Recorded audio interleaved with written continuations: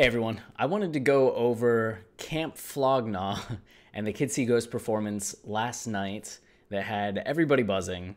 You can see some of the merch right here. Just overview some of the pictures and things. It's essentially going to be a scroll down the Team Kanye daily timeline with some thoughts for me, and I'm hoping that it'll generate some questions for you that I can address in maybe a Q&A of some sort.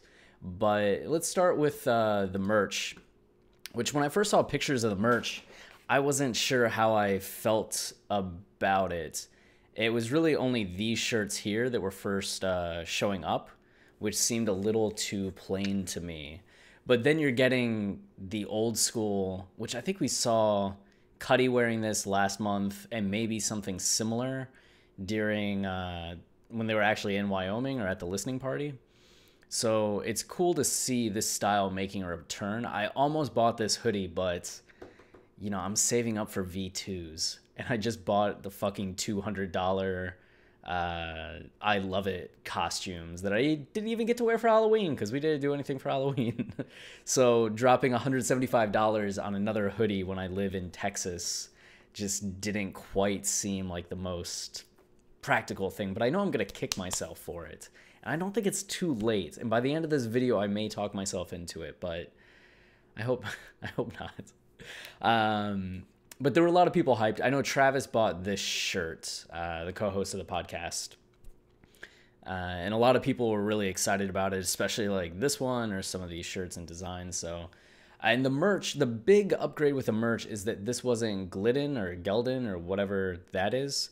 This is actual Yeezy material. Like, this is a Yeezy hoodie that you could buy for $200 that you're getting for $175 with the Kids See Ghost labeling on it.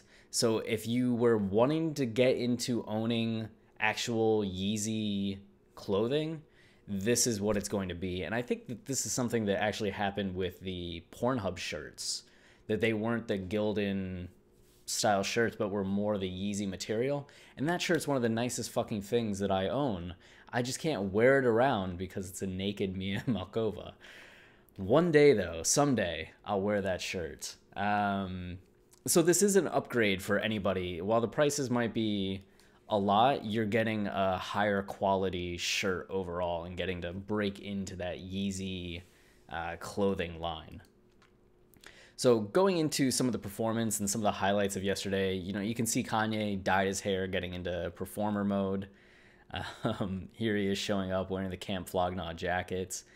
One of the cool things that he did, and I actually had wanted to bring up images beforehand. Let's see, Kanye West.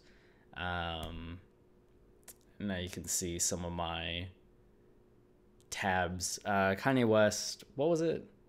The skating, X Games 2014. So you can see in some of the images from this, he had this giant backing screen, and he would stand in front of it with these different images put before it, or put onto it. So he's down there, and then he has the image of behind him. When he did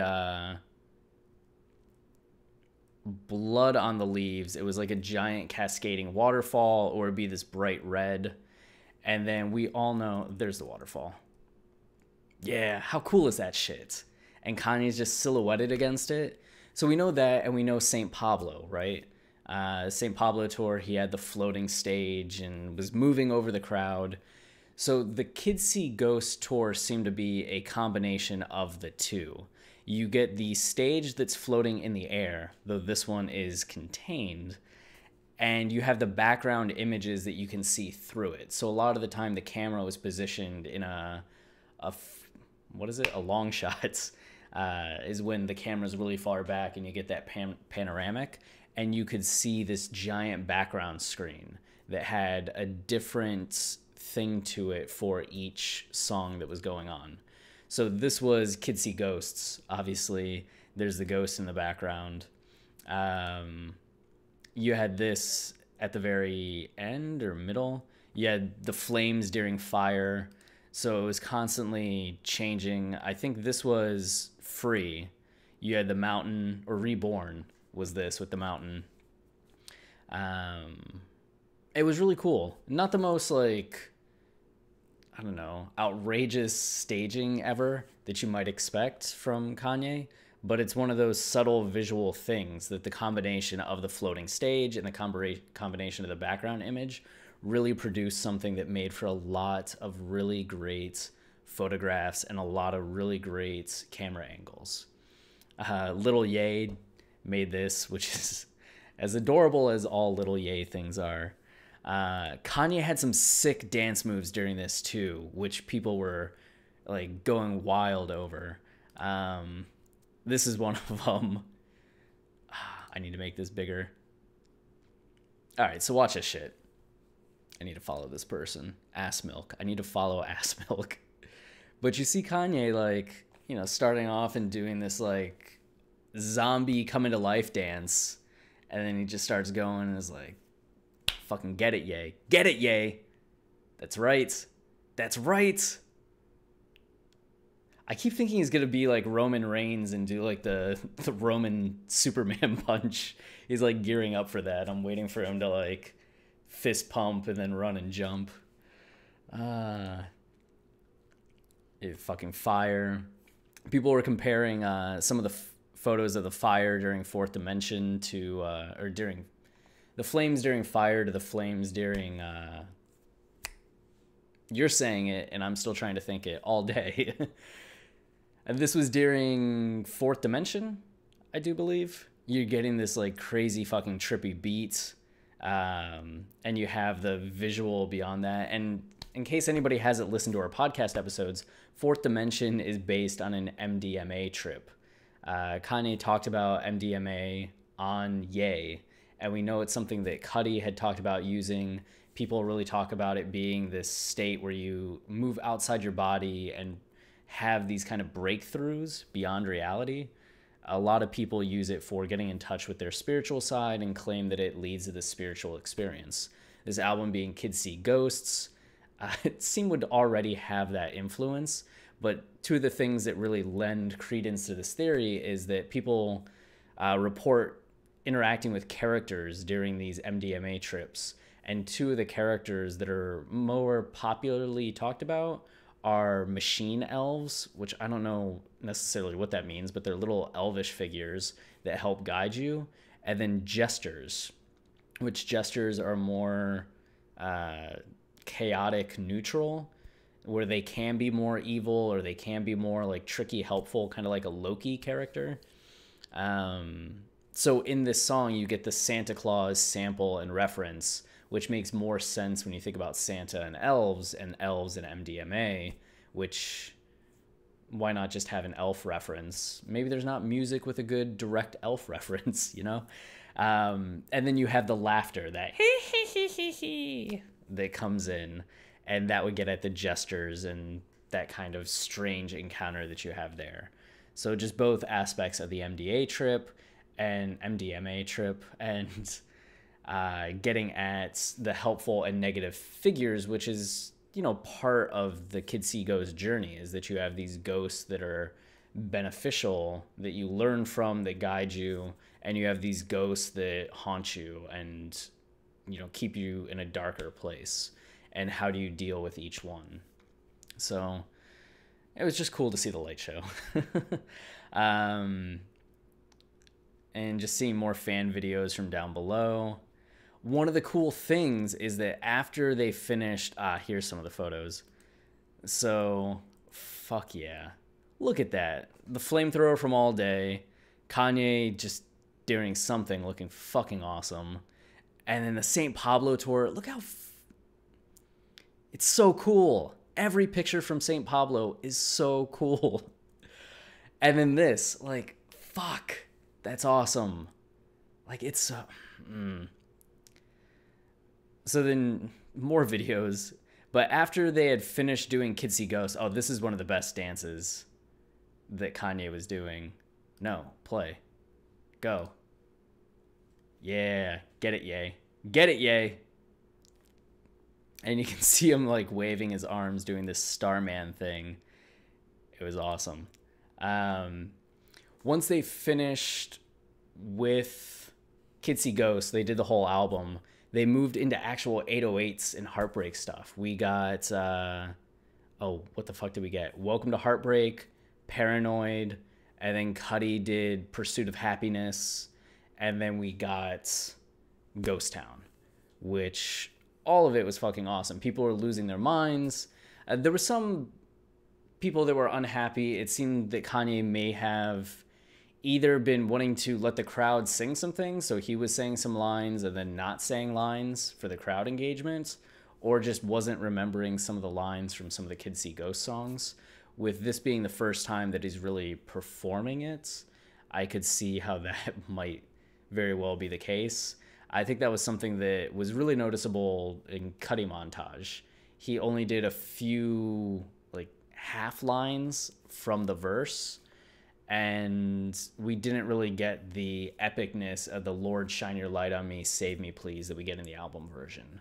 So the visual display was phenomenal, and the energy, how hyped everybody was fantastic. But I think from getting to hear some of your favorite moments from the album, the way that you hear them on the album, there were some points that just didn't live up musically maybe in that way. But I'll take that trade-off. You know, I have the album for the music, for the concert, like this is what I want. Fucking Ye dancing and the visuals and everything, like, yeah. Here's all the Kardashians singing Ghost Town, which I love just how happy Kim is, how happy they all are. Like, I don't know, it makes me happy. And that was one of the striking things too. Kanye's singing Welcome to Heartbreak, and as he's going over these dark, really sad lines that at the time were very, very applicable to the life that he was living, you really see how far Kanye has come. And the fact that, like, it almost seems like it would be difficult for him to sing about Welcome to Heartbreak, because it's like, yeah, you are the guy with the kids now, and you're not even sitting in first class. You're on private jets with your family. Like, that's insane. Like, he got everything and got more. So I thought that was just nice as, like, a Kanye fan, to feel like he went from here to this really dark place in order to make that album, to being in a much better place that feels so far removed from that album. And it makes me a little emotional, because I know that there are a lot of people that talk about how much Kanye has meant to them. I know the darker times that I've had where 808s felt very relevant, and it's just a reminder of how crucial and critical it is to give yourself time when you're in those dark places, because I think a lot of people really feel that there's no way out. It's never going to get better. And some people really take the next step to end it all way too soon, when if you just give yourself that benefit of time and give life the benefit of time, things can get better and will get better. And you'll look back on that period and be like, wow, I can't believe I went from there to where I am now. Like, I'm so happy. I'm so thankful that I just waited. So I hope we can all take that away, that if you're struggling with anything and feeling down, give yourself time. Listen to 808s and Heartbreak, and then listen to Ye and Kids See Ghosts, or just look at how happy Kanye is now. And, you know, you don't have to be a billionaire sneaker designer, musician, designer, not just sneaker designer, to reach that point. You can just be an everyday person that goes from this darker place to living a life that makes you happy and satisfied. I don't know why I got off into that, but 808s always makes me emotional. it's can't help it. More Kanye dancing. Look at that. Look at that. Look at the man go. Still Roman Reigns in. Superman punching away. And Nicole Nebula, Nikki Nebula, who's been doing all the Rick and Morty pieces for Kanye, did this Kids See Ghosts piece, which is a reference to one of the Rick and Morty episodes where they have to break out of a simulation and they do a concert like this and overload the simulation by demanding more of the crowd than what can happen. But that was a thing that happened too. And you can see the merch line. There were a lot of other great photos that fans were sharing online. So if you use the Camp Flog Gnaw hashtag, which it's a shame that I just scrolled by it and now can't find it, and am delaying by slowing down my speech as I look for it to be back again. There it is. You can find a lot of really cool pictures from everybody.